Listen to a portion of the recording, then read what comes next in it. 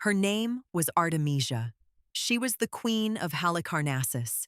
In a world completely ruled by brutal men, she commanded a fleet of deadly warships.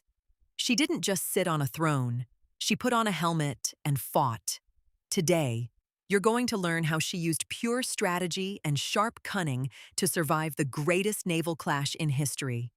Most leaders surround themselves with yes men. It's a huge trap that ruins businesses, countries, and lives. Xerxes fell right into it. By the end of this video, you'll know how to read a room, spot fake advice, and make decisions when everyone else is blindingly wrong. You'll see history through a new lens. I've spent years analyzing ancient military campaigns and the psychological moves of history's greatest tacticians. This story isn't just about old wooden ships and ancient blood. It's a masterclass in psychological warfare and leadership survival. Now, why does this matter to you? Because the same traps Xerxes faced are waiting for you today. Let's look closer at the lady in the purple tunic. She knew exactly what was coming. She saw the trap before anyone else did, on that fateful day, by the sparkling blue seashore. Let's look at who she was. Picture a woman wrapped in a purple linen tunic. Her skin smells like expensive iris oil. She wears bright red makeup on her cheeks. Her dark eyebrows are dyed deep black. Her hair is tied up high with elegant purple ribbons. She looks like a royal icon. Gold jewelry sparkles on her neck and wrists. She wears 3 unique rings. One has an image of a woman's head. Another has a delicate flower pattern. The third shows a Persian soldier leaning on a spear. This soldier tells you everything about her. She carries herself with a military edge. When she puts on her breastplate and helmet, she looks like a dangerous war goddess. But here is the catch. She is a woman who knows how to control men. She figured out her own weaknesses and her own high intelligence long ago. She hides her sharp mind behind sweet flattery and charm. She knows how to play the game of power. Her nature is pure passion and cunning. Ancient stories say she once attacked a lover in his sleep. She combines the wisdom of a goddess with absolute seductiveness. Behind it all sits massive ambition. Think of it this way. In a group of powerful men, she always finds the leader. When she looks at an important man, her eyes mirror his own glory. She talks to him using his own words. She makes his ideas sound beautiful and fresh. She sings his praises perfectly. By the time the song ends, she gets exactly what she wants. She knows how to manage up, but it gets worse for anyone who crosses her. When she deals with lesser men, she changes completely. She uses raw force. If a lesser man challenges her, she remembers it forever. She holds bitter grudges. She settles them with a sharp sword. Of course, she lets a man wield that sword for her. She keeps her hands clean, but her enemies drop dead. Now, why does this matter? Because she had a grand plan. She wanted Persia to win the war, but her real goal was different.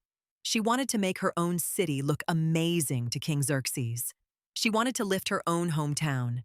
If a Persian victory helped her city, great. If a Persian defeat served her better, she would make the king stumble without a single thought. She was a rare sailor. She commanded ships from Halicarnassus in Caria. Ruling queens existed back then, but fighting queens were rare. The Persian fleet had 150,000 men at Phaleron. Artemisia was the only woman there. She was one of the few female naval leaders in history. She wasn't an armchair warrior either. She proved her courage in fierce sea battles off Euboea. Her deeds were not mediocre. Ancient writers marveled at her. They couldn't believe a woman campaigned against Greece. It was late September in 480 BC. This day tested her cunning. She had to face the great king in a big naval council. She stood alone before all the male commanders. King Xerxes was the king of kings. He ruled every land and language. He didn't usually visit sea camps. He didn't take advice from minor rulers. But today, he did. He had a very good reason. He had just burned down the city of Athens. Now he wanted to finish the war. He sat down on his grand throne. The local rulers took their seats based on rank. The top allies sat first. Then came princes from 3 continents, and one ruling queen. She ruled several beautiful islands. Her late husband left her the throne. She had a grown son in his 20s. She could have stayed home safe. Instead, she chose to fight. She possessed a strong man's will. She was likely in her late 30s. Her people were a mix of Greeks and Carians. Her father was Carian, and her mother was Greek. Her home city had a massive natural harbor. The city looked like a grand green theater. Imagine her moving up the steep hills on a royal litter. She could see the islands in the blue distance. The air was warm and very humid. Birds sang and lizards ran through the green plants. It felt like a peaceful paradise. But her people made excellent warriors. They served as top mercenaries for Egyptian pharaohs. She only brought 5 ships to this war. But the king rated her ships very highly. It took massive skill to rule this mixed population. Her city sat right on the border of 2 worlds. You could hear the horses of Central Asia and smell Mediterranean sea air at the same time. She was a true borderland leader who knew how to command her own destiny. Picture her sitting on her flagship deck. She rests under a canvas awning. She is the lone female among hundreds of rough men. She is shorter than the soldiers, but she is fierce. She never backs away from a fight. During a recent ship muster, she had a massive fight with another male captain. Bitter venom still remained between them. Her hometown was totally fine with female leaders. But the Persian Empire was completely different. It was a man's world. Persian mothers got food rewards for babies, but they got twice as much food for boys. Men proved themselves in battle and in bed. A woman commander went against everything they believed. So why did the king let her lead? Think of it this way. She was an amazing propaganda tool. By putting her in the fleet, the king sent a clear message. He mocked his enemies. He said even a woman could beat the soft Greeks. The Greeks were completely furious about it. They offered a huge reward to capture her alive. It was 3 years of wages for a normal worker. They wanted her badly, but she didn't care at all about their angry threats or their gold. The meeting at the bay wasn't a real strategy session. It was just a big political rally. The king had already decided to fight at sea. He just wanted everyone to agree with him. His commanders praised his recent sea fight. They told him he was winning. But the king knew the truth. His men had fought badly before. He believed they failed because he wasn't looking at them. He thought his magical presence made men fight harder. He thought his rewards would make them brave and his punishments would terrify them. He wanted to watch the next battle from the shore. At the council, the commanders were not allowed to speak freely. They couldn't talk to the king directly. A top royal cousin walked around to gather their opinions. The bay was a beautiful semicircle with sandy beaches. The blue water sparkled under the autumn sun. Thousands of sailors camped near their ships on the beach. They repaired wooden hulls and fixed tools. They treated wounds and complained about the food. They gambled and prayed to their different gods. Then they cheered when they saw Athens burning into the dark night sky above the entire bay and the camp. The council started with a formal prayer. Then the royal cousin walked from man to man. Every male commander said exactly what the king wanted to hear. They said it was time to fight.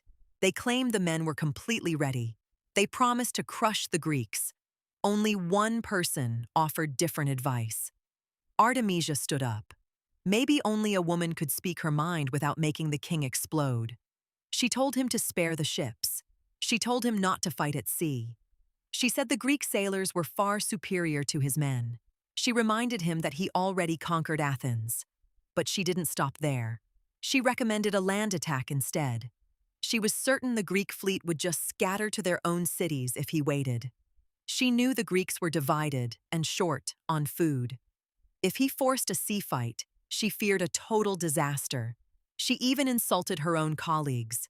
She told the king he was great, but his slaves were totally worthless. She named names and called them useless.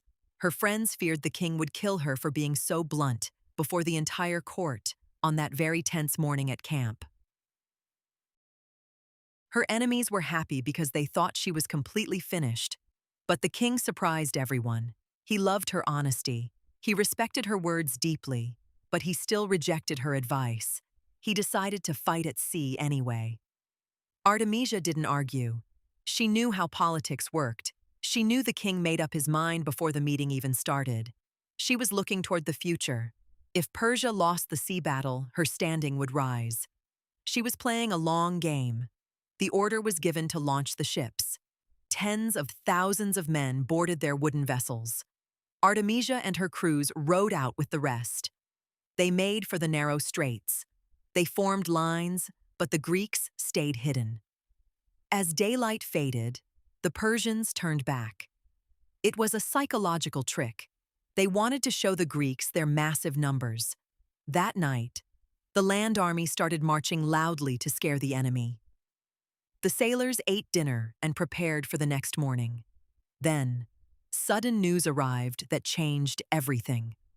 The entire destiny of the ancient Mediterranean world hung completely in the balance as darkness finally swallowed up the entire camp and every single wooden ship waiting there tonight. That shocking news triggered the actual Battle of Salamis. If you want to see exactly how Artemisia used a brilliant, dirty trick to survive the upcoming disaster when the fleet collapsed, click right here.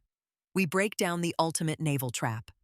Watch this next video to master ancient battlefield deception and see how the queen escaped the trap right now.